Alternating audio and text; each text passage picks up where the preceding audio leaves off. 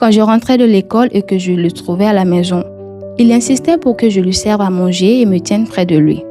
Il me racontait alors des histoires ennuyeuses que mon cerveau ne pouvait pas déchiffrer et me parlait de sa femme avec mépris.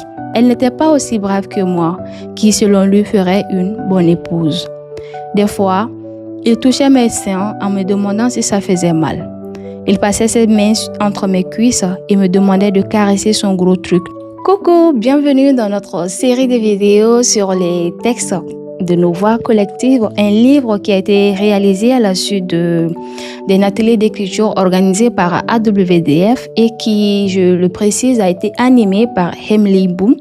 J'espère bien prononcer le nom, qui n'est plus à présenter, en tout cas aux gens qui s'intéressent à la littérature africaine contemporaine. Emily Boom est une romancière camerounaise.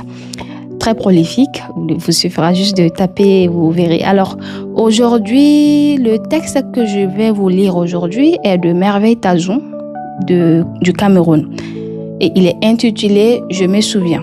J'étais une enfant de 11 ans. Je n'étais pas belle, un peu garçon manqué, on me le disait souvent. J'étais trop noire, pas assez mince ni aussi raffinée que ma grande sœur. Aujourd'hui, avec le recul, je me demande comment c'est possible de complexer ainsi une enfant qui ne demande qu'à grandir et vivre. Quatrième d'une famille de 6 enfants, j'étais promise à une vie peu réjouissante. Avant que maman ne soit recrutée comme maîtresse de maternelle et se sacrifie pour construire ce qui aujourd'hui est notre maison, nous vivions dans une cahute en planche dans un quartier populaire de la ville de Yaoundé.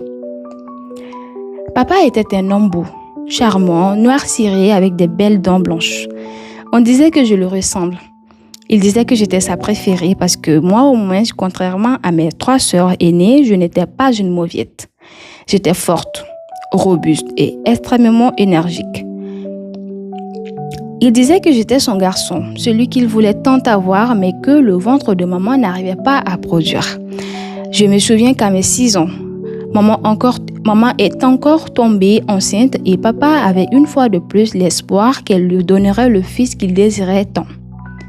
Hélas, ce fut une fille, une de plus, celle de trop. Il ne pouvait plus le tolérer. Maman était incapable de lui donner l'héritier attendu. Indigne de remplir son devoir d'épouse, il décida de renoncer à son rôle de mari et père. Il renonça à travailler pour nourrir des femmes.